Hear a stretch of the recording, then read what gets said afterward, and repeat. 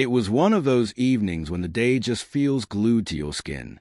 I'd come straight from the construction site, boots still dusted with dried cement, hands rough and tired, brain half asleep. All I wanted was a cold bottle of water and a protein bar before driving home to Riverside. The Super Save grocery store doors slid open with that familiar hiss, and the fluorescent lights washed over me like a tired, buzzing sunrise. I headed for the express checkout, the one clearly labeled 10 items or less. I only had 2 things, so I figured I'd be out of there in minutes. That's when I saw her. She was parked at the express lane with a shopping cart so overloaded it looked like she was prepping for a hurricane. Her name, I'd later learn, was Karen Fitzgerald, though honestly she didn't even need a name. The attitude spoke for itself. Designer sunglasses sat on top of a perfectly highlighted blonde hair even though it was dark outside. Her tennis outfit looked brand new, like it had only ever seen a yoga studio and maybe a country club lunch. The cashier, a skinny kid named Tyler, was doing his very best to politely explain that the lane was only for small orders. You could see the panic in his eyes. Karen, on the other hand, was broadcasting her irritation loud enough for the entire front of the store to enjoy.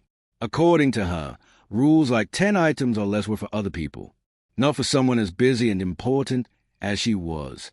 I stepped in line behind her, holding my water and protein bar, and watched the show. Her cart had to have 60 items at least, sparkling water, organic produce bagged individually, half the frozen dinner aisle, all stacked like a monument to selfishness. Tyler tried again, voice shaky but polite. Karen cut him off with the kind of confidence only someone completely disconnected from reality could muster. She said she'd been shopping there for years, had some kind of platinum rewards membership, and therefore could use whatever checkout she felt like.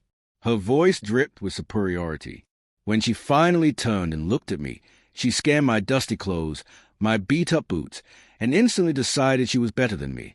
She said something about how I probably wouldn't understand the pressure someone like her was under, since people in my line of work didn't have charity galas to attend. I could feel the temperature in the room shift. The line behind me grew. An older man with a loaf of bread sighed. A young mom with a crying baby juggled formula and a diaper bag, looking seconds from tears. And still, Karen ignored everyone. She slowly began unloading her mountain of groceries onto the belt like she was starring in some dramatic commercial. When Tyler gently suggested again that she might consider another lane, she demanded the manager, loudly, accusing him of discrimination. Things crossed the line when she noticed my 2 little items sitting near the register. With an overly dramatic sweep of her arm, she knocked them to the floor, sending the water bottle rolling under the candy rack. Then she looked at me and said if I was in such a hurry, I should have arrived earlier. And besides, people like me probably work by the hour anyway, so what was I rushing for? The whole store went dead quiet. Tyler's face was pale. The older man shook his head. The young mom pulled out her phone and hit record. I bent down, picked up my things, and kept calm, even though I could feel anger burning hot behind my ribs. Tyler called for a manager over the intercom, his voice shaking. Karen stood there like a queen waiting for her royal court. Then Janet arrived, mid-40s, calm eyes, posture that said she'd been dealing with difficult customers her entire career. She took one look at the chaos and understood everything in a heartbeat. She asked Karen, politely, to move to a regular checkout lane. Karen exploded. She demanded Janet's employee ID number, threatened lawsuits, accused the staff of trying to embarrass her because she drove a luxury car. She insisted she would call corporate, the news, and her lawyer all at once. Janet didn't raise her voice. She simply called security. 2 guards appeared and began pushing Karen's cart away from the express lane. Karen shrieked like they were stealing her groceries. But they just rolled the cart toward customer service while Janet calmly explained that she would not be allowed to complete her purchase that evening. And that's when the dam broke. People started talking, sharing stories about prior run-ins with Karen. Turns out, she was infamous around town. Someone said she once made an employee carry her bags in a thunderstorm while she stayed dry.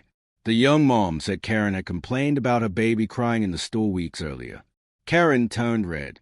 She pulled out her phone and tried to regain control, but Janet simply said the store had security footage of her knocking my items to the ground, which could legally be considered assault, and asked if she really wanted the police involved. That did it. Karen's confidence crumbled. She stuttered, tried to backpedal, said it was all a misunderstanding. Janet didn't budge. Karen was banned from the store for 30 days. Security walked her out while a quiet wave of applause spread through the customers. Through the glass doors, I saw her in the parking lot, pacing and arguing into her phone beside her luxury SUV. Tyler rang me up, still shaken. I told him he handled it like a pro. I also made sure Janet knew he'd stayed calm through everything. A week later, I went back to pick up a few things. Tyler recognized me immediately and filled me in. Karen had tried to send her husband to shop for her, clearly thinking the ban didn't apply to him. Instead, he apologized, genuinely, and admitted he'd been encouraging her to get help for years. And then karma kicked things up a notch. Remember that charity gala she bragged about? One of the people who recorded the incident happened to be on the gala's board. The video got shared. The board was horrified.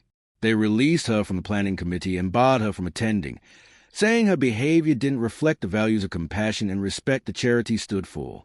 I didn't file charges. I figured public embarrassment and a month-long ban were less than enough. But I'll be honest, as I drove home that night with my water and protein bar finally in hand, I couldn't help but think, sometimes the universe really does keep the receipts. Thank you for watching Classic Stories. Don't forget to like, comment, and subscribe for more stories that remind us how powerful compassion truly is.